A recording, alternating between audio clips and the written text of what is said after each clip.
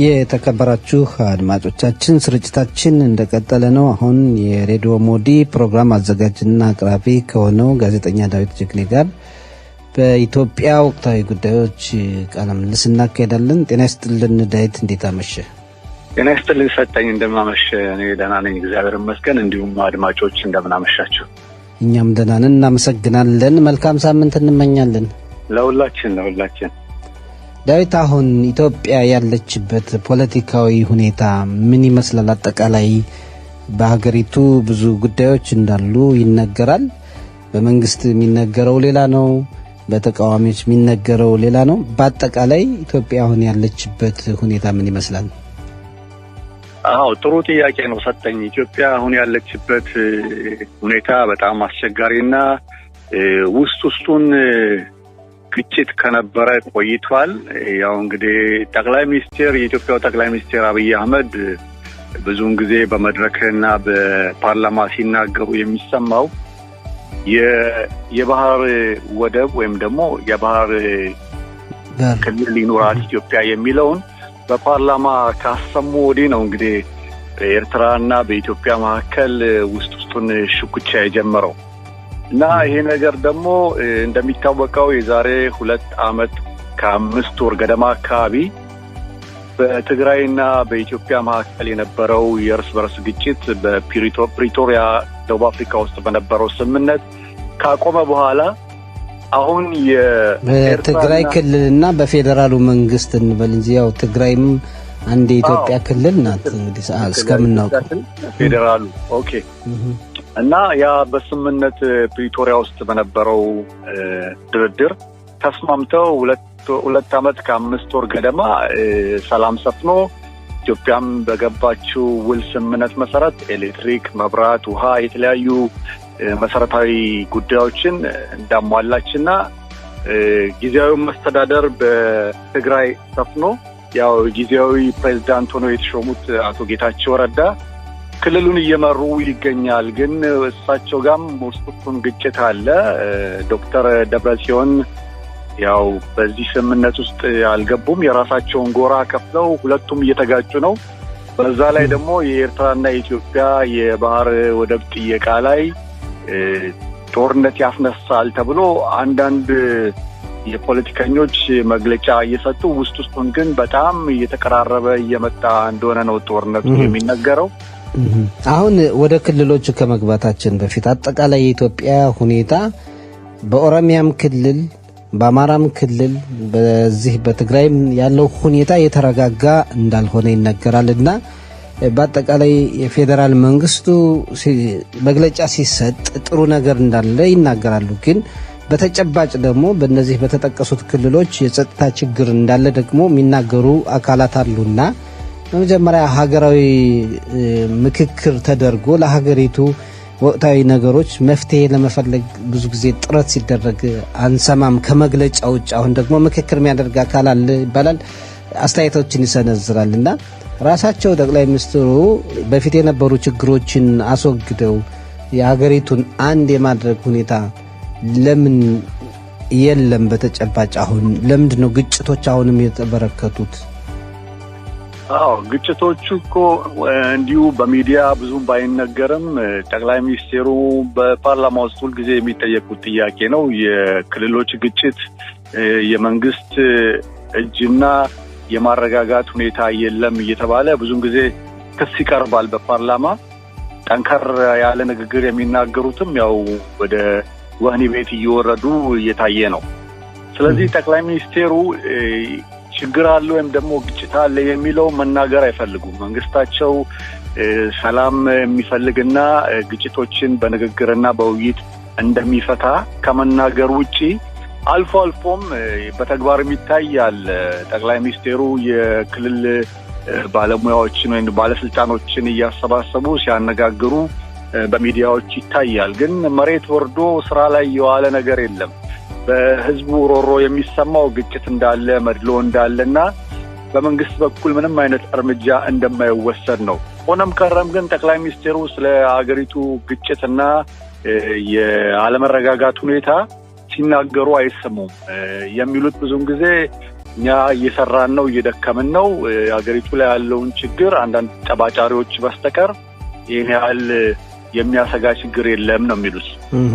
አሁን ጥሩ ትኩስ ወደ ሆነው ወደ ትግራይ ክልል እንምጣና በትግራይ ክልል እንግዲህ ቅድም እንደገለጽከው በአቶ ጌታቸውና በአቶ ደብረጽዮን መካከል የጎራ የመከፋፈል ሁኔታ እንዳለ እንሰማለን። በአማራ ክልልም ደግሞ ያለው ግጭት እንደዚሁ እንደቀጠለ እንሰማለንና በተለይ አሁን የትግራይ ክልል ካሳለፈው የጦርነት ሁኔታ አንፃር እንደገና ሌላ ውጥረት ውስጥ የሚያስገባበት ጊዜ ነው። የሌሎች የውጭ ሀገር ዲፕሎማሲዎች ጋር የፌደራል መንግስቱ ሰሞኑን ሲመክር በመገናኛ አውታሮች የሰማንበት ሁኔታስ አዋጭ ነው ወይ? መላ ኢትዮጵያውያንን ሰብስበው ለችግሩ መፍትሄ ከመፈለግ ይልቅ ለውጭ ሀገራት እንደው ማሳወቁስ የዛን አካባቢ ችግር አሁን ይፈታዋል ወይ? እንግዲህ የትግራይ ክልል በፌደራል መንግስት የተዳደረ ጦርነቱ ከመጀመሩ በፊት ብዙ ማስጠንቀቂያዎችና ምክክር ነበረ። በወቅቱ የክልሉ ፕሬዝዳንት የነበሩት አቶ ዶክተር ደብረጽዮን እሳቸው ናቸው አስከፊና አደገኛ ቃሎችን ሲናገሩ የነበሩት። እንደውም አንድ ወቅት ላይ አዲስ አበባን በአጭር ጊዜ ውስጥ መቆጣጠር እንችላለን ብለው ከተናገሩ በኋላ ነው የኢትዮጵያ መንግስት ፌደራል መንግስት ጦር አስነስቶ ወደ ትግራይ የገሰገሰው። አሁን ደግሞ ያ 2 ዓመት ጦርነት ምንም ፋይዳ የሌለውና ሰላማዊ ህዝብ ተጨፍጭፎ ያለቀበት የትግራይ ህዝብ ያ ጸጸትና ሀዘን ገና ሳይወጣለት እንደገና አሁን ደግሞ ያው ዶክተር ደብረጽዮን ስልጣን ፍለጋ ከአቶ ጌታቸው ረዳ ጋር ግጭት ፈጥረው የራሳቸውን ጎራ ከፍለው አሁን የተለያዩ የትግራይ ክልሎችን የቀበሌዎችን እንዲሁም የተለያዩ ቦታዎችን ተቆጣጥረው ማህተሞችን በቁጥጥራቸው ውስጥ አድርገው ስራ እያስፈጸሙ እንደሆነ ነው የሚነገረው። ይሄ ጉዳይ ደግሞ ዳግም ትግራይ ወደ ጦርነት የመግባቱ ጉዳይ በጣም አሳሳቢ ነው። የኤርትራም ግጭትና የኢትዮጵያም አለ። ኢትዮጵያ ቀጥታ ከኤርትራ ጋር ጦርነት ከጀመረች ለግርግር ለሌባ ይመቻል እንደሚባለው ትግራይን በትግራይ ውስጥ ያለው የጌታቸው ረዳና የዶክተር ደብረጽዮን ግጭትም በዛው አኳያ መግባቱ የማይቀር ነው። በጣም በቀጠናው ከፍተኛ ግጭት ይፈጥራል ተብሎ ነው የሚታሰበው። አሁን በኤርትራና በኢትዮጵያ መካከል በተጨባጭ ያለው በፊት ወዳጅነት ነበረ። ሁሉም ኢትዮጵያውያን ኤርትራውያን ደስ አላቸው። እዛ በኋላ ውጥረት መጣ። በወደብና በተለያዩ በዚህ በስምምነቱ የፕሪቶሪያን ስምምነት በተመለከተ በኋላ ግጭቶች ማለት አለመግባባቶች እንዳሉ ሲነገራል አይደል? በአንድ በኩል ወደብ ፍለጋ ይባላል፣ በሌላ በኩል ደግሞ ከትግራይ አካባቢ ያለ መሬት የኤርትራ መንግስት የተቆጣጠረበት ሁኔታ እንዳለ ይነገራልና ይሄን ማስከበር የፌደራሉ መንግስት ኃላፊነት አይደለም ወይ? አዎ ትክክል። የፌደራል መንግስት ግዴታ ይሄንን ግጭት በትግራይ ክልል ውስጥ ያለውን የኤርትራ ድንበር የመያዝ ጉዳይ መቆጣጠርና ማስወገድ የፌደራል መንግስት ኃላፊነት ነው። ሆኖም ቀረም ግን ይሄንን በውስጣዊ ንግግር እያደረጉ ያንን እንደሌላ አድርጎ ሌላ ጦርነት ላለማስነሳት ሲባል በዝምታ የታለፈ ነው የሚመስለው። ጠቅላይ ሚኒስትሩ ዶክተር አብይ አህመድ ድጋሚ ጦርነት ማስነሳት አይፈልጉም። የሀገር ውስጥ ግጭትና የአካባቢዎች ግጭት የውስጥ ችግር ሳይፈታ ሌላ ጦርነት ማስነሳቱን አይፈልጉም። ሁሉንም በድርድር ይፈልጋሉ። ከዛ ባሻገር ደግሞ ኤርትራ የባህር በር በሚል አመለካከት ኢትዮጵያ እንደሚታወቀው ከ120 ሚሊዮን በላይ ህዝብ ያላት በጅቡቲ ኤደን ድንበር ላይ የባህር በር እንዳላትና በዛ ስትጠቀም እንደነበርና $2 ቢሊዮን በየዓመቱ ወጪ እያደረገች ያው እቃዎችን በጅቡቲ ወደብ ስታስተላልፍ ነበረ። አሁን ግን ያ በቂ አይደለም። የህዝቡ ብዛት በወደቡ የሚደረገው የንግድ እንቅስቃሴ በቂ ስላልሆነ በሰላማዊ መልክ ከኤርትራ መንግስት ጋር የባህር በር በቀይ ባህር ያለው ተከፍቶ አብረን እንስራ ብለው ሐሳቡን ያቀረቡት ጠቅላይ ሚኒስትሩ። ነገር ግን የውጭ ፖለቲከኞች ኢትዮጵያ በግድ ባህር በር ይገባኛል እያለች እየቀሰቀሰች ነው የሚለውን የውጭ ፖለቲከኞችና የኤርትራ ህዝብ በወሬ በማናፈስ በጣም አጋግለውታል እንጂ ይሄን ያህል ጦርነት ይገባሉ የሚል ምንም አይነት በሁለቱ መንግስቶች የተነገረ ምንም አይነት ምላሽ የለም። ግን ፖለቲከኞች ነው ወሬውን የሚያናፍሱ። እዚህ ላይ አሁን ኢትዮጵያ እንግዲህ የባህር በር እንደሚያስፈልጋት ሁሉም ያምርበታል። በአንድ በኩል ከሶማሌላንድ ጋር እንደተፈራረመች ይነገራል። በሌላ በኩል ከሶማሌላንድ ጋር የባህር በር የምታገኝ ከሆነ ወይም ደግሞ ወደብ የምታገኝ ከሆነ ከኤርትራ ጋር ምን ያጋጫታል? የኤርትራን ቀይ ባህር መተው አያስፈልግም ወይ? ጥሩ ጥያቄ ነው። እውነት ነው። በሶማሌላንድ የኢትዮጵያ ፕሬዝዳንት ጠቅላይ ሚኒስትሩ አብይ አህመድ ከሶማሌላንድ ጋር ስምምነት የፈጸሙት አንደኛ ሶማሌላንድን ለመርዳትና ሉዓላዊነቷን ልታገኝ ከሶማሌ ተገንጥላ ራሷን እንድትችል ነው። ባለው የሶማሌና የኢትዮጵያ ግጭት መሃል ጣልቃ ገብተው ለወገንተኛ ሆነው በዛ አጋጣሚ ወደብም ለማግኘት ነው። እንደሚመስለኝ ያ በሶማሌላንድ ያለው የባህር በር እንዳለ ሆኖ ተጨማሪ የባህር በር ይፈልጋሉ። ሁለት አማራጭ በመያዝ ነው። ምክንያቱም የኤርትራው የቀይ ባህር ወደብ ክፍት ከሆነ ከዛኛው ከሶማሌላንድ የባህር በር ከመጠቀም የዚህ በኤርትራ በኩል ያለው ይቀላል፣ ሰፋ ያለም ነው። ስለዚህ ሁለት አማራጭ ይዘው ነው ጠቅላይ ሚኒስትሩ የገቡት። ይሄኛው ባይሆን ይሄኛው ባይሆን ይሄኛው ብለው ነው።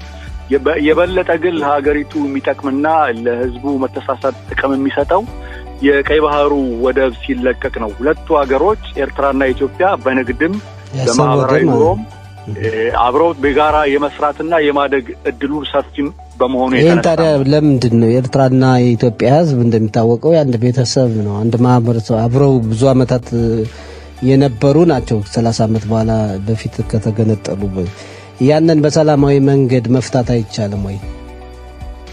አዎ እንግዲህ የኤርትራው ፕሬዝዳንት ኢሳያስ አፈወርቂ በጣም ከባድና አደገኛ የሚባሉ ፕሬዝዳንት ናቸው።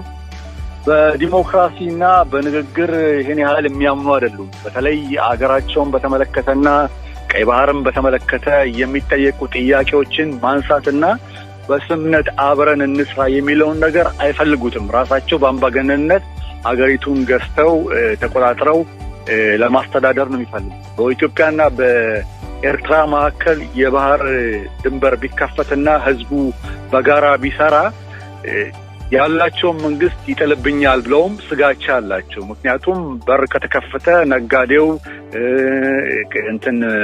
ስለላ ድርጅትም ምናምን ይገባል። በዛ አማካኝነት መንግስታቸው ይወድቃል የሚልም ስጋት ስላላቸው ይሄን ነገር አይፈልጉትም እንጂ በስምምነት ሁለቱ ህዝቦች አብረው ይኖሩና አንድ አካል የነበሩ ናቸው እስከዛሬ 30 አመት በጦርነት ከመገለላቸው በስተቀር እና የኢትዮጵያ መንግስት ይፈልጋል በሰላም የባህር በሩ እንዲከፈት። የኤርትራ መንግስት ግን ፈቃደኛ አይደለም። እንደውም አንዳንድ ኤርትራውያኖች ምንድነው የሚሉት እኛ ራሳችን የቻለን ሀገር ነን፣ ኢትዮጵያ በባህር በሩ መጠቀም ከፈለገች ትክፈል ነው የሚሉት። የኢትዮጵያ መንግስት ደግሞ ከፍሎ መጠቀም አይፈልግም። ያለው ወጪና የህዝቡ ብዛት አይፈቅድለትም። እንግዲህ ሉዓላዊ ሀገር ናት ብለው እስካወጁ ድረስ የግድ ሌላ አማራጭ አይኖራቸው። ምናልባት በሌላ መንገድ በመሬት በሌላ ነገር ይስማሙ ካልሆነ ሌላው ወደ አማራ ክልል እንምጣና የአማራ ክልል ችግር አሁንም እንዳለ ነው፣ አልተፈታም። በአንዳንድ አካባቢዎች መንግስት በሚሰጠው መግለጫ መረጋጋት እንዳለ እንሰማለን። በሌላ በኩል ደግሞ የፋኖ ኃይሎች ደግሞ እየተዋጉ እንደሆነ በተመሳሳይ ሁኔታ እንሰማለንና የዛስ አካባቢ አስታራቂ የጠፋው ለምን ይሆን? የአካባቢ ሁኔታም ብዙ እየታመሰ እንደሆነ አካባቢው ነዋሪዎች እየተቸገሩ እንደሆነ እንሰማለን። እዚህ እንኳን ወደዛ ለመሄድ የሚፈልጉ ሰዎች የታቀቡበትን ሁኔታ ሰምተናል። አዎ እንግዲህ በአማራ ክልል በፋኖና በፌዴራል መንግስት መካከል ያለው ግጭት እንደቀጠለ ነው። ምክንያቱም ምንም መረጋጋት የለም። መረጋጋት የሚባለው ሁለቱ የፌዴራል መንግስትና ፋኖ ስምምነት ላይ ደርሶ ህዝቡ የሚንገላታው የአማራ ህዝብ እየተንገላታ ነው። ብዙ ጉዳት ይደርስበታል በሰብአዊ መብቱና እንዲሁም በመስሪያ ቤትም በማንኛውም ስራ በፌዴራሉ መንግስት በኩል እስከ በጀት በቂ አለማድረስና በበጀት እስካለመስተዳደር ድረስ ከፍተኛ ግጭትና ጉዳት የአማራው ክልል እየደረሰበት ነው። ይህን ደግሞ የአማራው ክልል ታጥቆ በመነሳትና ችግሮቹን ወደ መድረክ በማቅረብ ካለው መንግስት ጋር ፍጥጫ በመፍጠሩ የፌደራል መንግስት ይህን ነገር ባለመውደዱ ምክንያት በፓርላማ ውስጥም ነው ስለ አማራ ክልል የሚናገሩና ትችት የሚያቀርቡ ስተቶችን የሚናገሩ ወደ እስር ቤት እንደተወረወሩ የሚታወቅ ነው። ሆነም ቀረም ግን የፌደራል መንግስት አማራን በተመለከተ ምንም አይነት ስምምነት ማድረግ እንደማይፈልግ በግልጽ የሚታይ ነው። ምክንያቱም የአማራ ፋኖ ተንቀሳቃሽ ድርጅት መላው ኢትዮጵያ አንድ ትሁን ከኢትዮጵያ መንግስት አገሪቱን የሚያስተዳድር ትክክለኛ መንግስት እስከሌለ ድረስ እና አማራ መጨቆን እስካላቆመ ድረስ ከመንግስት ጋር ምንም አይነት ውይይት አናደርግም ነው የሚለው። ፕሬዝዳንቱ ደግሞ የኢትዮጵያው ጠቅላይ ሚኒስቴሩ ደግሞ ይህን ጉዳይ ሐሳቡን የተረዱት ቢሆንም ግን ሊቀበሉት አልፈለጉም። ለምን? አሁን የብልጽግና ፓርቲው የኦሮሞ ነጻ አውጪ ድርጅት የመረጠው እስከሆነ ድረስ ያንን ለማንጸባረቅ ሲሉ ከአማራ ጋር ያለውን ስምምነትና በኢትዮጵያዊነት የማስተዳደር ጉዳይ በአፋቸውና በአንደበታቸው አንድ ኢትዮጵያ ብለው ይናገሩ እንጂ በተግባር ላይ የሚደረገውና የሚሰራው ፈጽሞ አይመሳሰልም። አሁን እንደዚህ አይነት ትችቶች ይቀርባሉ። በአጠቃላይ ሀገሪቱ አሁን ለመጣችበት ሂደት ብዙ ነገሮችን አሳልፋለች። ከጊዜ ጊዜ ግጭቶች መበርከታቸው በኦሮሚያም ክልል የተለያዩ ጥያቄዎችን አንስተው እንደዚህ በተመሳሳይ ሁኔታ የሚዋጉ አካላት እንዳሉ ይነገራል። አስታራቂ የሆነ ሀሳብ የለም ወይ? ሌሎች አፍሪካ ሀገራት ብዙ ተጋጭተው ብዙ ተፋጭተው እርስ በርስ ጦርነት ሁሉ የቆመበት ሁኔታ ሲታይ ከውጥረት ውጥረት ሀገሪቱ መሄዷ ዋጋ እያስከፈለው ነው የሀገሪቱን ሕዝብና በኢኮኖሚም በኩል ብዙ የተጎዳ የኑሮ ውድነት ብዙ ችግር እንዳለ እንሰማለን። ያንን ለማድረግ የሀገሩ ሕዝብም የሀገሩ በአጠቃላይ ከሰሜን እስከ ደቡብ ከምስራቅ እስከ ምዕራብ ያለው የሀገሪቱን ነዋሪ መፍትሄ መፈለግ ሁኔታ አመጣም ወይ? እንደው ሁል ጊዜ በግጭቶች በዚህም በዛም ሲፈነዳ ዋጋ እየተከፈለ ብዙ ችግር የገባችበት ሁኔታ መቼ ማንና እንዴት ያስቆሙት ይሆን የሚለው የብዙ ሰዎች ጥያቄ ነውና ምን ትላለህ ለመጨረሻ?